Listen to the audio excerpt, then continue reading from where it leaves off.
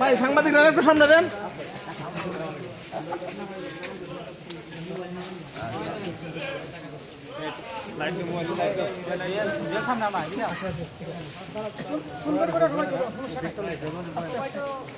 আচ্ছা, আজকে তো আপনি মনোনয়নপত্র জমা দিয়েছেন, চারটিতে আপনি নির্বাচন আপনার প্রত্যাশা কি? আপনি এই বিষয়টি আমরা জানি যে আসন্ন প্রয়োজন জাতীয় সংসদ নির্বাচনে হবে এগুলো চার সোনারঘাট মাধবপুর থেকে বৃহত্তর শ্রেণীর কর্তৃক সমর্থিত মনোনীত মোমবাতি প্রতীকে আমাকে নির্বাচনের জন্য মনোনয়ন দেওয়া হয়েছে। সেই বিধি মোতাবেক আজ আমরা মনোনয়নপত্র সোনারঘাট উপজেলা নির্বাচন কমিশনের কাছে আমরা দাখিল করেছি এবং আমি আশা করছি এবং আমি নির্বাচন কমিশনকেও বলেছি যে যারা রাজনীতি করছেন, যারা রাজনীতিভাবে যারা এগিয়ে আসছেন, অবশ্যই যেন নির্বাচন চলাকালীন সময়ের জন্য প্রচার প্রসারের ক্ষেত্রে যেন সকলে সমান সুযোগ পায় এবং পাশাপাশি আপনার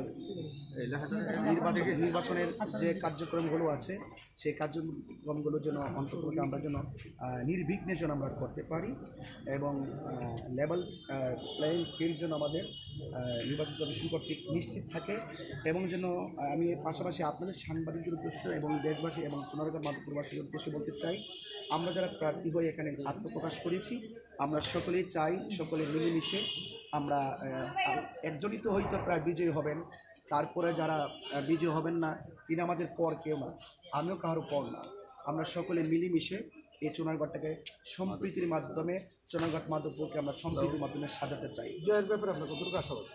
জয় পরাজয় তো আপনি জানেন যে আল্লাহ তাআলার পক্ষ থেকে নির্ধারিত হয়, তবে ইনশাআল্লাহ আমি আশা করি যে ধারাবাহিকভাবে যে মানুষের স্বতঃস্ফূর্ত প্রচার প্রসারণা এবং অংশগ্রহণ সমর্থন দেখছি তা ইনশাল্লাহ আমি শতভাগ আশাবাদী। বৃহত্তর সুন্নি জোটের তো অন্যান্য বছর আপনাদের সাথে অন্য প্রার্থী ছিল, আমরা তো জানি এবার বৃহত্তর সুন্নি জোট এক হয়েছে, এ ব্যাপারে আপনার মতামত কি? এটা যা জেনেছেন তাই সত্য। আসলে আমরা বৃহত্তর সুন্নি জোট আমাদের এখানে তিনটি দল হিসেবে আমরা একটি জোট হয়েছে, Bangladeshi front, Islamic front, Bangladesh supreme party মিলেই সেখানে সম্মিলিতভাবে জোটের মাধ্যমে কিন্তু আমরা বাংলাদেশ ইসলামিক ফ্রন্টের পক্ষ থেকে যে জোটের মাধ্যমে আমরা মোমবাতি প্রতীকে কিন্তু নির্ধারিত হয়েছে এবং নির্ধারণ করা হয়েছে।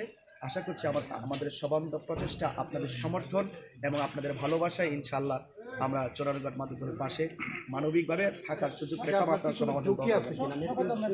করছেন কিনা? হ্যাঁ, সেটা আসলে আমি এখন আপাতত আমার কাছে এখনো পর্যন্ত মনে আসেনি, কিন্তু অনলাইনে কিছু লেখালেখি আমরা লক্ষ্য করছি। আসলে ভালো মন্দ মিলিত একটা সমাজ, কেউ পক্ষে লিখবে, কেউ বিপক্ষে লিখবে, তবে আমি মনে করি বিপক্ষে লেখা কিছু লেখার তার সুযোগ আছে, কিন্তু বাক স্বাধীনতায় যেন আমরা যেন আঘাত না করি এবং এমন কোনো আচরণ যেন না করি যে আমাদের মাঝে কোনো সংঘাতের পরিবেশ সৃষ্টি হয়। আমি চাই শান্তিপ্রিয়ভাবে স্বতঃস্ফূর্ত অংশগ্রহণের মাধ্যমে আসন্ন ত্রয়োদশ জাতীয় সংসদ নির্বাচন সকলের সকল ধর্ম বর্ণ দল মত সবার অংশগ্রহণে প্রাণবন্ত হবে সে আশাই ব্যক্ত করছি। আসসালামু আলাইকুম।